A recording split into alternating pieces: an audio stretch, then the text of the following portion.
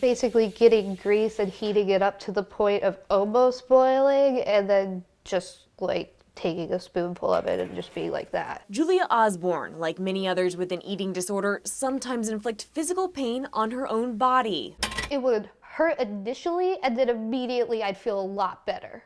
And I was just like, it doesn't hurt anymore. I just feel calm. Julia's all-consuming fears of becoming overweight began her senior year in high school. She excessively scrutinized her image in the mirror. She just wanted to be thin. Julia's food restriction evolved into the eating disorder anorexia nervosa. I was hoping at some point that I would like get where my stomach was like inwards almost. And every time that I would look in the mirror, I was like, ugh, didn't like the way I looked or felt, and just really was not happy with the person that I was in general. It wasn't until she moved overseas for college that the pain became so deep that she transferred disorders, becoming bulimic. I just ended up gaining quite a bit of weight because I basically went from being underweight to overweight in about 3 months. And my bulimia got quite bad because I was like, why isn't this working? I can't seem to lose the weight. The self-loathing continued and episodes of binge eating developed. I would look in the mirror and be like, just everything, just so gross. I have to get rid of this. I was like, if I gain weight, I'm gonna gain a lot of weight. This is how it starts. And so after the binging came the purging. When I would make myself throw up, I would just, like, it was a relief, but almost like I felt happier afterwards. And it wasn't quite, like, the actual act of it, not very pleasant.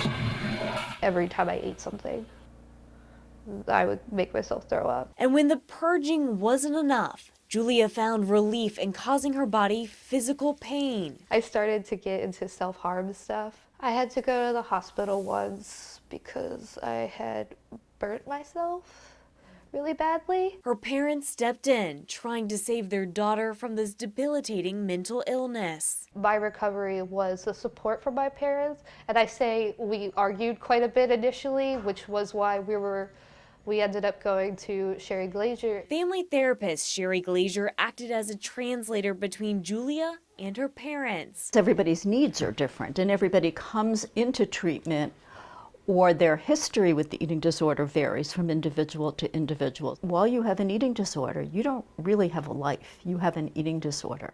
And doing family therapy, and that was amazing.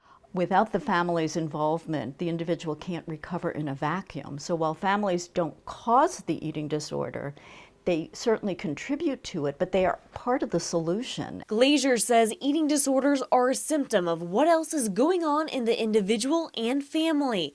And early intervention matters. Family involvement and meaningful therapy is a key part of the recovery process. I didn't want to hurt myself any more than I already had. Julia found a way to let food stay in her body while learning what fullness felt like. After eating a meal, she kept her hands busy with crafts so she didn't feel the need to purge. It kind of made me think of a strawberry. Sometimes when I was upset, I would do like 10. It's just nice because it's distracting.